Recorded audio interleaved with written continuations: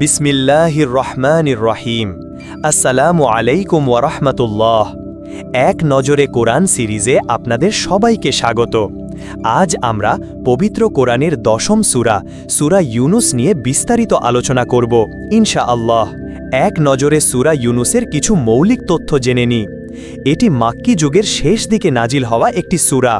এর আয়াত সংখ্যা 109। এটি কোরআনের 10 নম্বর সূরা এবং এটি একটি মাক্কি সূরা। এবার আসুন আমরা এই সূরার নামের রহস্য জেনে নিই। কেন এই সূরার নাম ইউনুস রাখা হলো?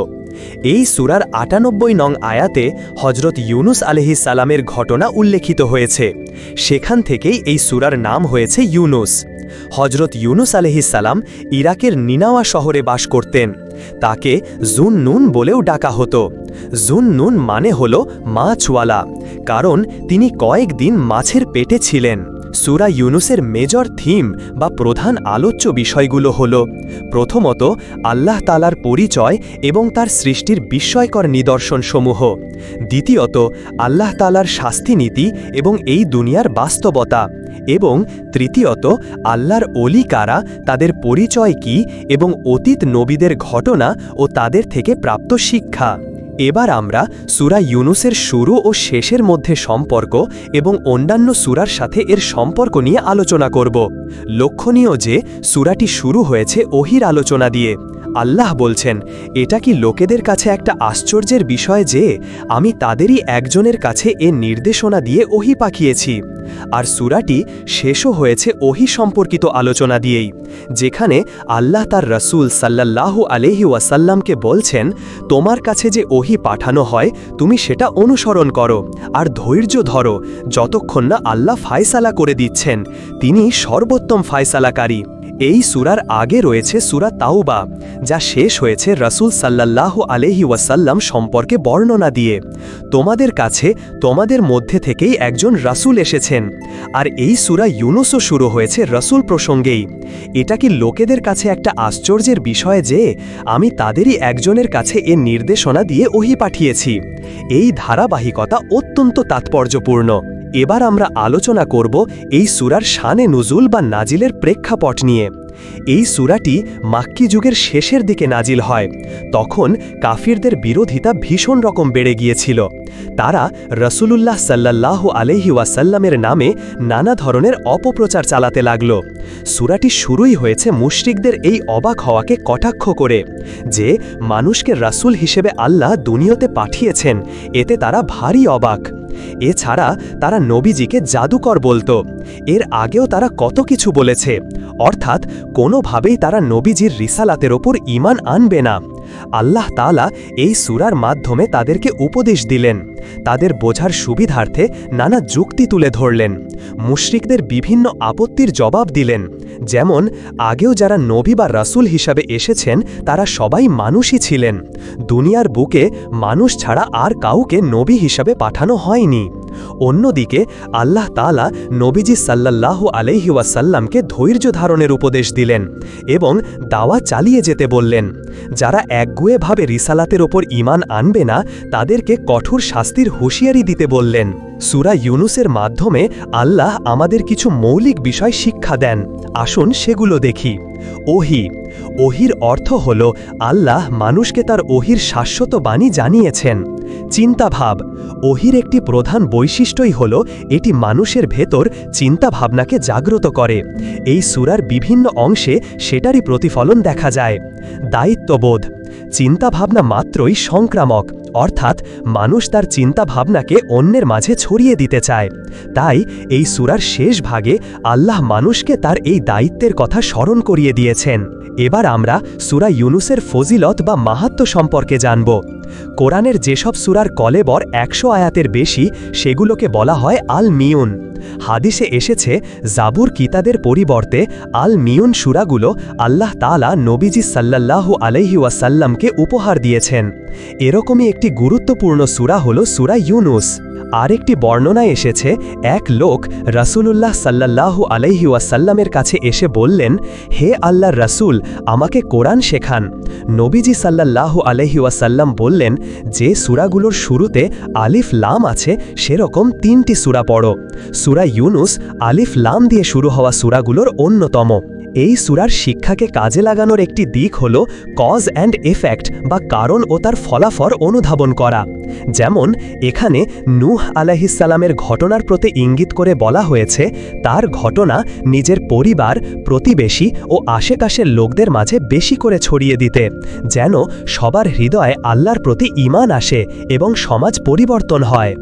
সূরা ইউনুস আমাদের হিদায়াত ও মানুষের প্রতিক্রিয়া বিষয়ে একটি গতিপথ দেখায়।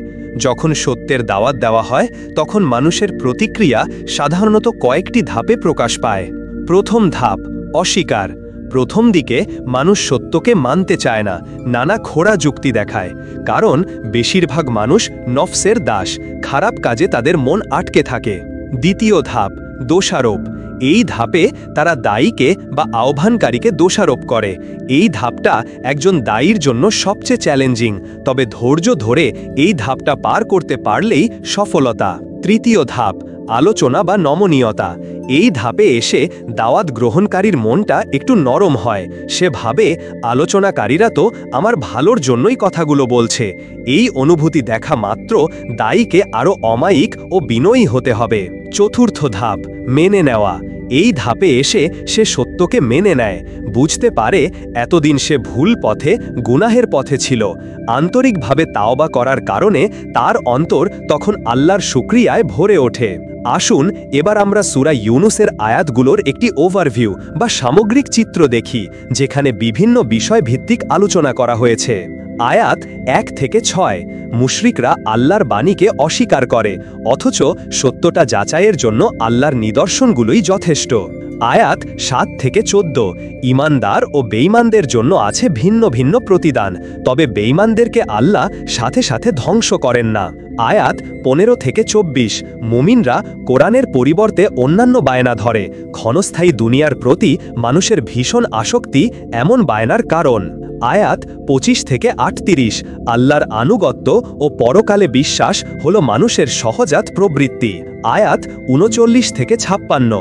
কোরআনের বিরুদ্ধে মুশরিকদের অভিযোগ খণ্ডন ও তাদের প্রতি চ্যালেঞ্জ, তারা ইহকাল ও পরকালে ক্ষতিগ্রস্ত হবে। আয়াত 57 থেকে 70। কোনো কিছুকে বৈধ বা অবৈধ বলার এখতিয়ার একমাত্র আল্লাহর, আর আখেরাতে তিনি সবার কাজের ঠিকঠাক প্রতিদান দেবেন। আয়াত 71 থেকে 79। নিজ জাতির প্রতি নূহ আলাইহিসসালামের চ্যালেঞ্জ, সত্য মিথ্যার চিরন্তন দ্বন্দ্ব হিসেবে মুসা আলাইহিসসালাম আর ফিরাউনের লড়াইকেও তুলে ধরা হয়েছে। আয়াত 80 থেকে 87। মুসা আলাইহিসসালামের বিরুদ্ধে ফিরাউনের জাদুকরদের দল। এছাড়া সর্বাবস্থায় আল্লাহর উপর ভরসা করার ফায়দাও বর্ণিত হয়েছে। আয়াত 88 থেকে 93। মুসা আলাইহিসসালামের দোয়া ও জালিম ফিরাউনের কবল থেকে বনি ইসরায়েলের মুক্তি। আয়াত 94 থেকে 109। তাওবা করায় ইউনুস আলাইহিসসালামের জাতি ক্ষমা পেয়েছিল, বাকি সব অবাধ্য জাতি ধ্বংস হয়ে গেছে, সুতরাং ওহির অনুসরণ করতে হবে। সূরা ইউনুসের একটি অত্যন্ত গুরুত্বপূর্ণ কেস স্টাডি হল হযরত ইউনুস আলাইহিসসালামের ঘটনা।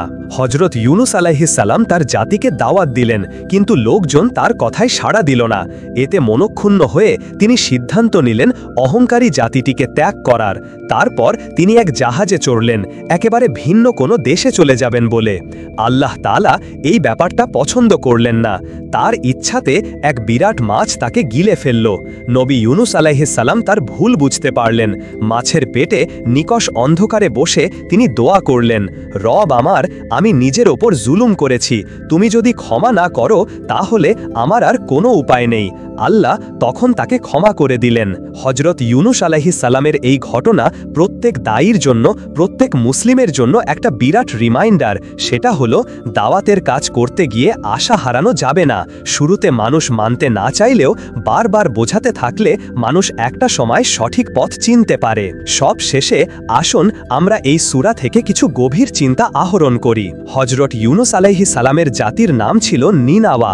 কোরআনে অতীতের যতগুলো জাতির ঘটনা এসেছে তার মধ্যে একমাত্র ব্যতিক্রম এই নিনাওয়া জাতি, কেননা তারা শাস্তি আসার আগ মুহূর্তে ঈমান এনেছিল।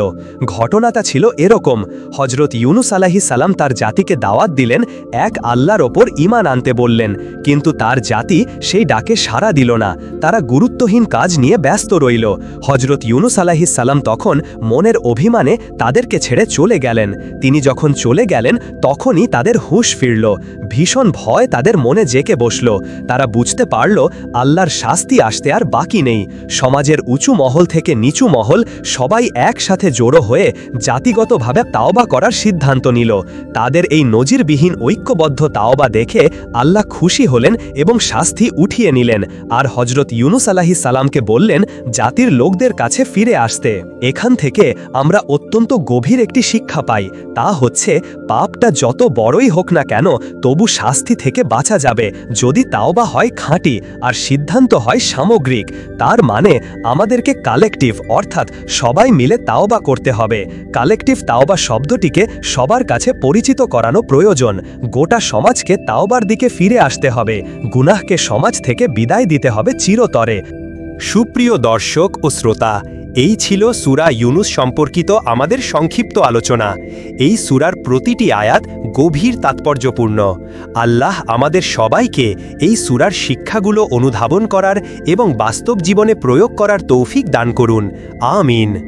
যদি এই ভিডিওটি ভালো লেগে থাকে তাহলে অবশ্যই লাইক দিন, বন্ধুদের সাথে শেয়ার করুন এবং আমাদের চ্যানেলটি সাবস্ক্রাইব করতে ভুলবেন না। পরবর্তী পর্বে আমরা আলোচনা করব কোরআনের আরেকটি গুরুত্বপূর্ণ সূরা নিয়ে। ততদিন পর্যন্ত ভালো থাকুন, সুস্থ থাকুন। আল্লাহ হাফেজ।